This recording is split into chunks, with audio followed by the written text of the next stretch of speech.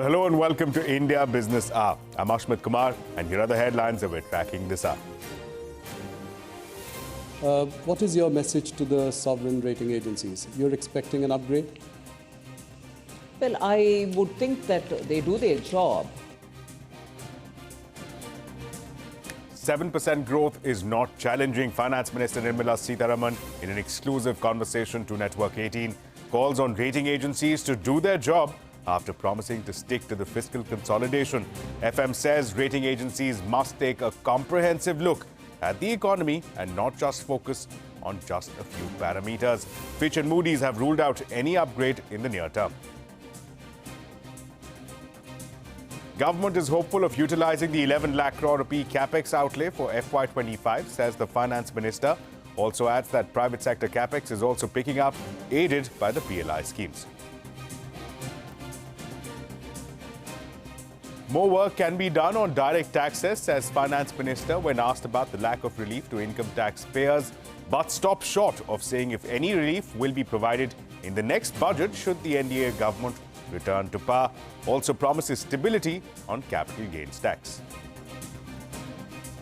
Stock markets hit a record high as government's fiscal deficit commitment in the interim budget lifts sentiments. Sensex and Nifty post the biggest weekly gain in 2 months. Finance Secretary Somanathan confirms CNBC-TV18 News Break, says the government will not borrow from the market to prepay GST loans worth 1.2 lakh crore rupees. It will instead use the compensation cess fund to help limit the government borrowing next fiscal. Power Minister R.K. Singh clarifies that the solar power scheme announced in the budget is different from the existing solar rooftop schemes, adds that it will be wholly funded by the centre, adds that the government's initiatives will ensure that dues of Gencos are wiped out in the next 10 to 12 months. Paytm shares plunge once again, hitting the 20% lower circuit for the second day running after the RBI crackdown. Sources say concerns over money laundering, related party transactions and lack of transparency by promoter group forced the central bank to impose stringent measures. A day after investors in Byju sent a notice calling for an extraordinary general meeting to change leadership, the embattled company hits back, says investors do not have voting rights to change the CEO or the management. Israel says it will extend its military operations to Rafah, the southernmost city in Gaza, which houses close to 2 million displaced Palestinians. Iranian president responds amidst escalating tensions with the US, says it will not start a war, but it will respond strongly to anyone who bullies it. Six-time JMM MLA Champai Soren takes oath as Jharkhand's new chief minister days after predecessor Hemant Soren's arrest in the money laundering case. Jharkhand Mukti Morcha MLAs fly to Hyderabad ahead of the floor test, which needs to be held within 10 days. Champai Soren claims to have the support of 43 legislators in the 81-member assembly.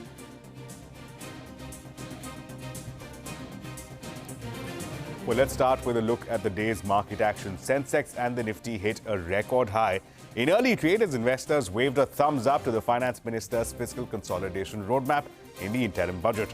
However, there was some profit booking in late trade, with both the Sensex and the Nifty ending the day off the day's highs.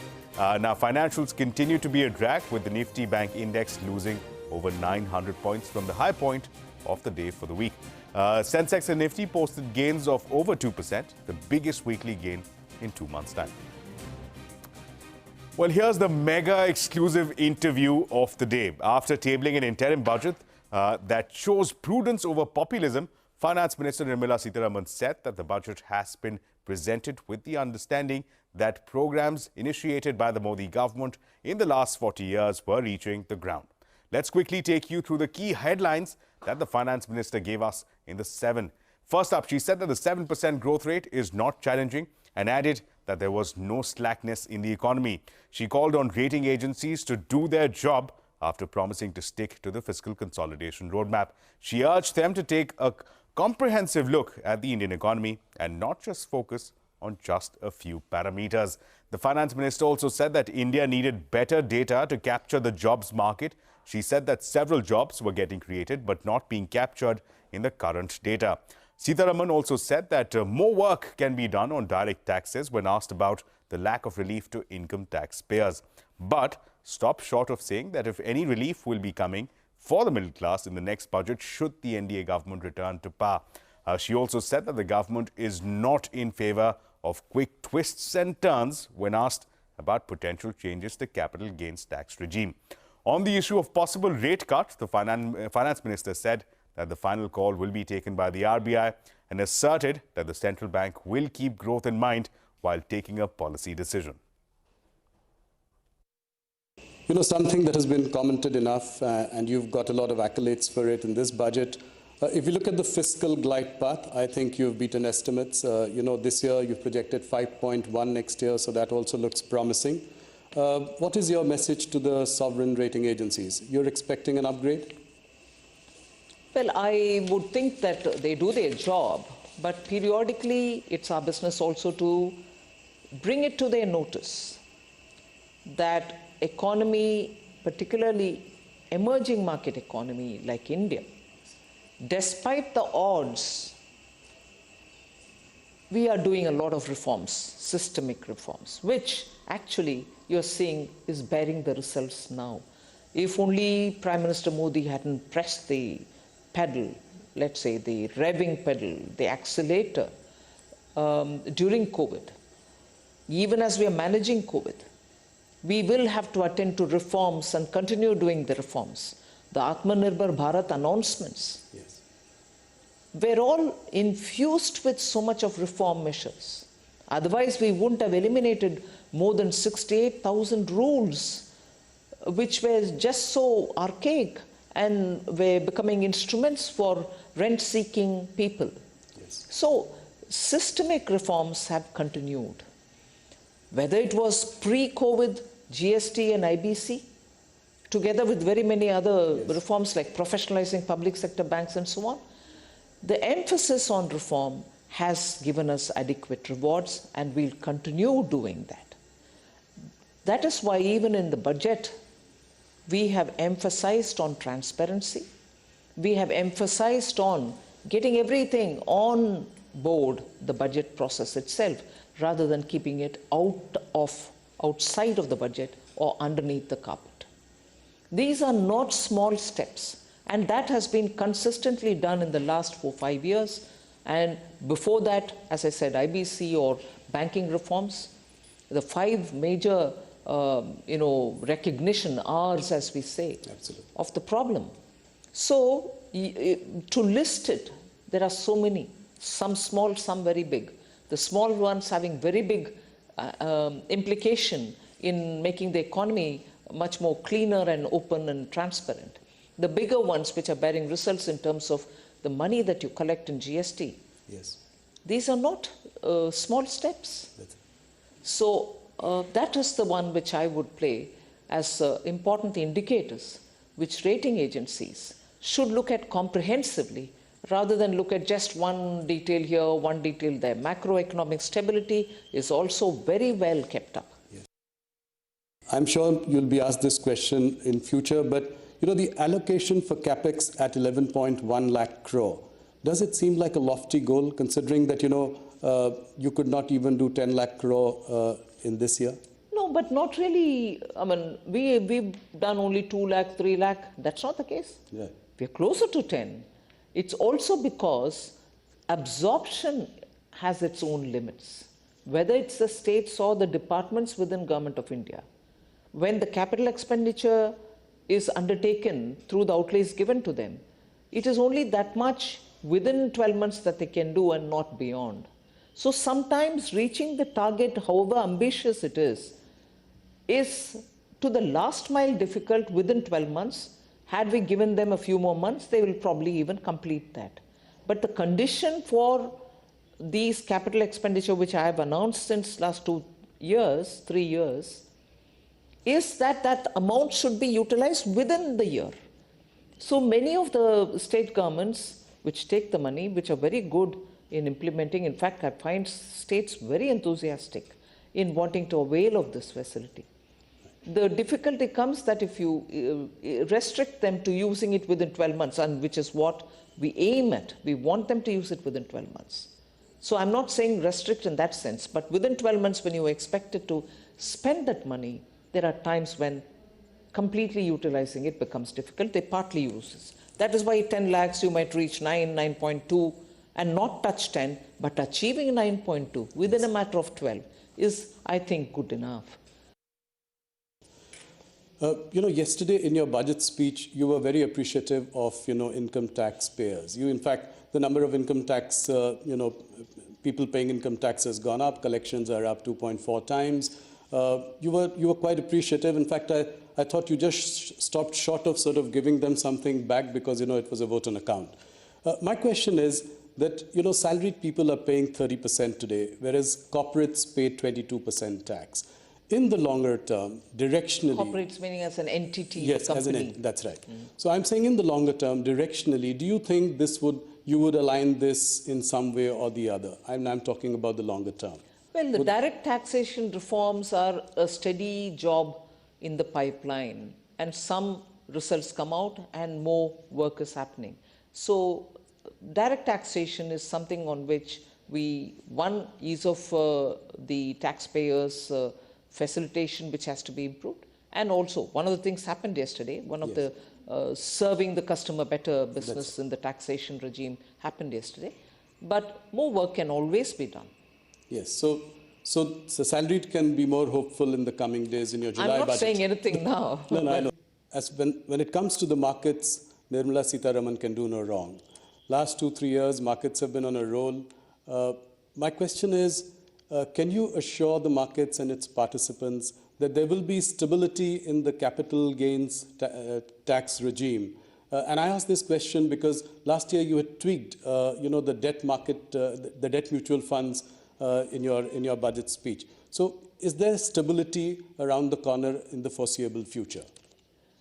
Policy stability is one thing which Prime Minister really lays a lot of emphasis on. Yes. He doesn't like periodic tweaking. He would tell you it's only 2 years, it's only 3 years, let it play out, let it settle down and so on. So he's never in favor of quick twists and turns. Right. And this is not me saying, people who have observed him for his tenure as Chief Minister will know that the biggest strength under Prime Minister Modi is stability in policy.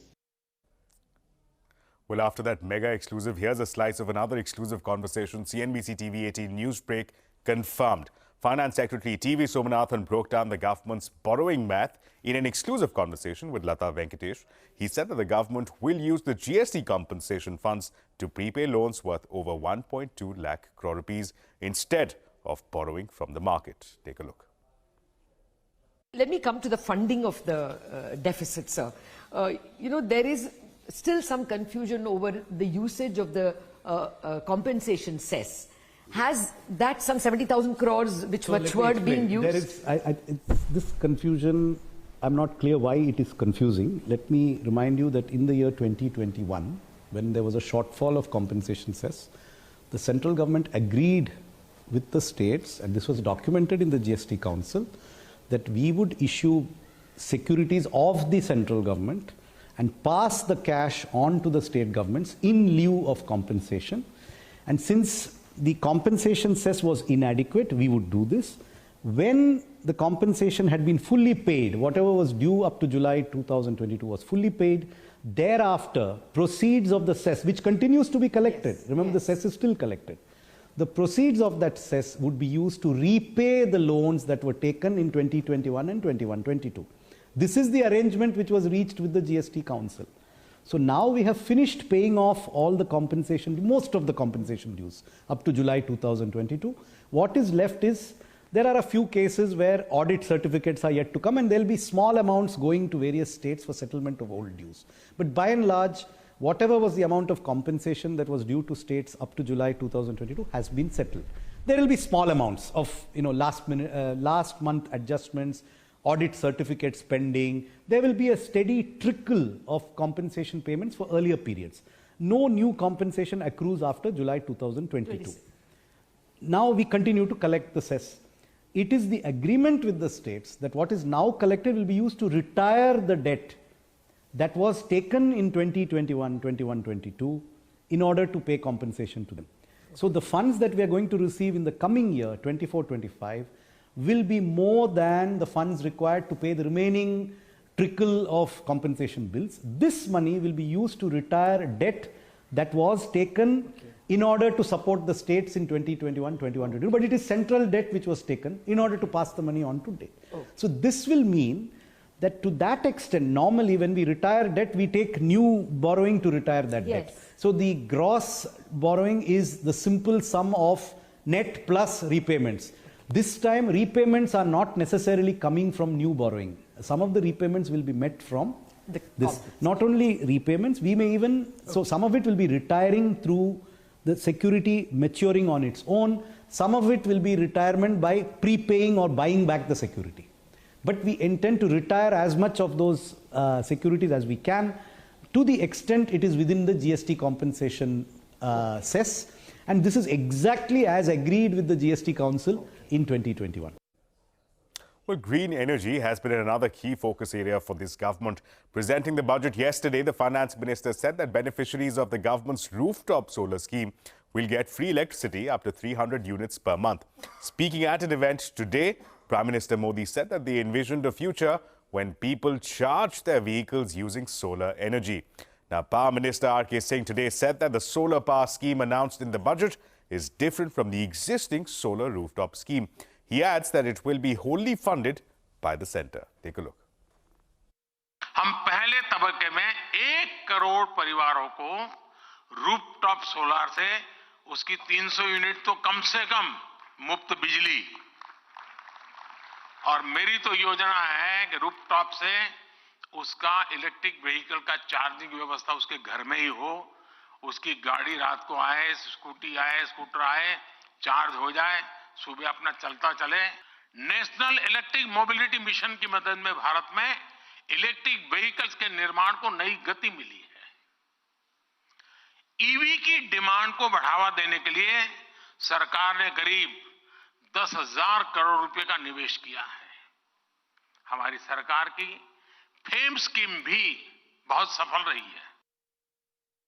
Though it's an interim budget, several announcements have been made now, particularly speaking of renewable energy. We have seen an announcement pertaining to solar power, solar rooftops. How is that scheme going to be different from the existing scheme? What kind of incentives or subsidies are going to be offered? It's going to be very different from the existing scheme. Here, we'll proactively go out to all those households whose consumption is less than 300 units and get in touch with them to set up rooftops. What that will do is, that will ensure that electricity bill comes to zero from day one. Now, the householder doesn't have to do anything. They don't have to take any loan or whatsoever. We'll just go and install it. What will happen is that, we'll give a higher subsidy for this category. So the subsidy may go up to about 60%. 40% will still be loan, but that loan will not be taken by the householder. That loan will be taken by our CPSUs. So they will, bear the entire cost of setting it up. That loan which the CPSUs will take will get paid off by the extra units which are generated. Well, the biggest newsmakers there on CNBC-TV18. Now, coming up, sources say concerns over money laundering related party transactions and lack of transparency by promoter group forced the RBI to impose stringent measures on Paytm Payments Bank. And you can also catch all CNBC-TV18's news and updates on Facebook, X, Threads, Instagram and JioCinema.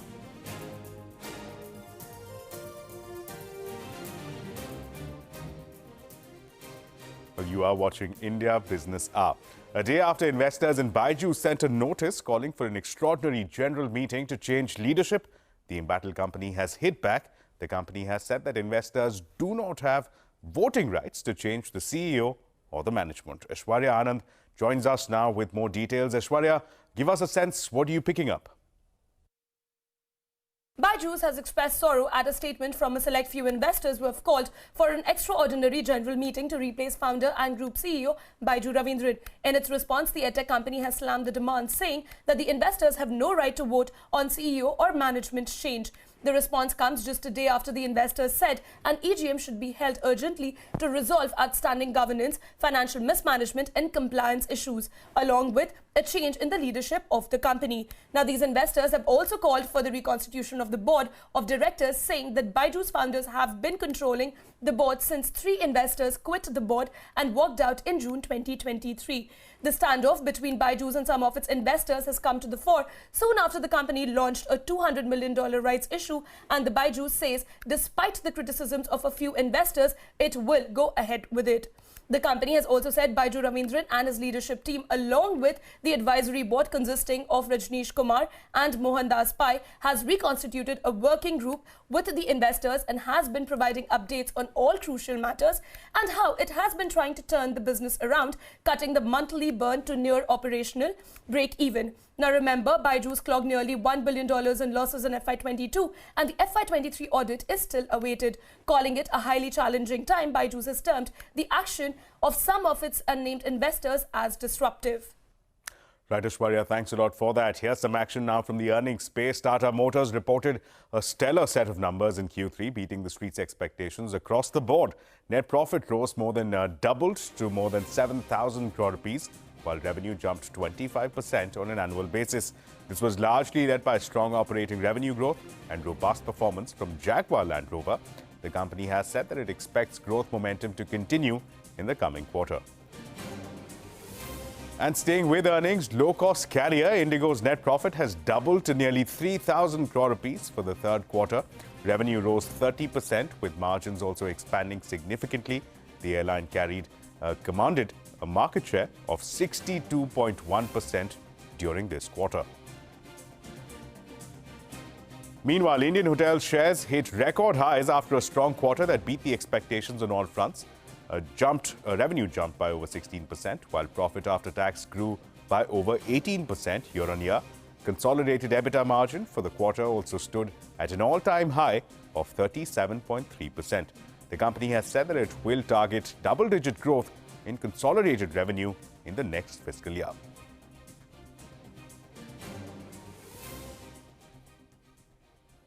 Now, shares of Paytm plunged once again and hit 20% lower circuit for the second day running after the RBI crackdown. Sources have said that concerns over money laundering, related party transactions and lack of transparency by promoter group forced the central bank to impose stringent measures. Ritu Singh joining us now with more details. Ritu, what does this mean for the company now? Well, you know, at the heart of RBI's crackdown on Paytm Payment Bank are multiple repeated instances of non-compliance with regulatory guidelines, and sources have been telling us that it is these infractions which led to significant supervisory concerns, eventually leading to the regulator barring Paytm from engaging in any banking activities whatsoever. Now, we've been given to understand from sources that among the big concerns which the regulator had were one, major irregularities in KYC processes of the bank not maintaining an arm's length distance in dealing with promoter group entities, the submission of false compliances on many occasions, non-disclosure of significant intra-group transactions and related party transactions, and finally, a question mark on the promoters as well as the group's commitment to principles of transparency. Now, on the KYC front, sources have told us that RBI found major irregularities which exposed customers, depositors as well as wallet holders to some serious risk, and RBI also found serious KYC anti-money laundering violations, and despite engaging with the bank to address these, RBI found that they continued to persist. Now, these concerns include absence for KYC for a very large number of customer accounts, running into lakhs, in fact, and PAN validation failures in lakhs of accounts as well, where, you know, single PAN was used for multiple customers. In thousands of cases, in the same PAN card was linked to more than 100 customers. In some cases, one PAN card being linked to more than 1,000 customer accounts. So, you know, we also understand that RBI found the total value of such transactions running into crores of rupees, and that is much beyond the regulatory limit in minimum KYC prepaid instruments, and that also raised money laundering concerns. We also understand that RBI found an unusually high number of dormant accounts, which we know are prone to have been used as mule accounts as well. Now, there are also concerns, we understand, relating to money laundering arising from deficiencies in the KYC process and the lack of transaction monitoring by the bank. Now, in lakhs of cases, we understand the accounts and wallets have also been frozen by various law enforcement agencies across the country for committing digital frauds. The second major concern is to do with the fact that the bank did not maintain an arm's length distance in dealing with promoter group entities, and its financial and non-financial businesses were commingled with the promoter group companies in violation of licensing conditions. Now, sources have also told us that there was no operational segregation between the IT infrastructure of the bank and 197, that is a promoter entity. Thirdly, on several occasions, the compliances submitted by Paytm were found to be false upon verification both by RBI as well as external auditors. Fourth, the bank also failed to disclose some substantial payables to the parent entity, that is 197, and we understand that RBI found instances where agreements were being revised very often to benefit the promoter or the promoter group companies, detrimental to the bank and its clients. Now, all of this put together led to RBI having some serious concerns about the promoters as well as the group's commitment to principles of transparency, leading to RBI finally taking that strict action against Paytm. Right, Ritu, thanks a lot for that. Vijay Shekhar Sharma calling that RBI action a speed bump. Moving ahead now, India's richest civic body, BMC, has announced its highest ever budget of nearly 60,000 crore rupees for the next fiscal year. The estimates are 11% higher than the current fiscal. The budget focuses on infrastructure, healthcare and education. Further, the civic body has made allocations to transform Mumbai's Mahalakshmi racecourse. BMC Commissioner Iqbal Singh Chahel has said that the racecourse will be turned into a public park inspired by the likes of the Central Park in New York. You know, there is a lot of misunderstanding. There's no amusement park happening there. It's going to be a public garden only. We are not going to lay even one single brick there. And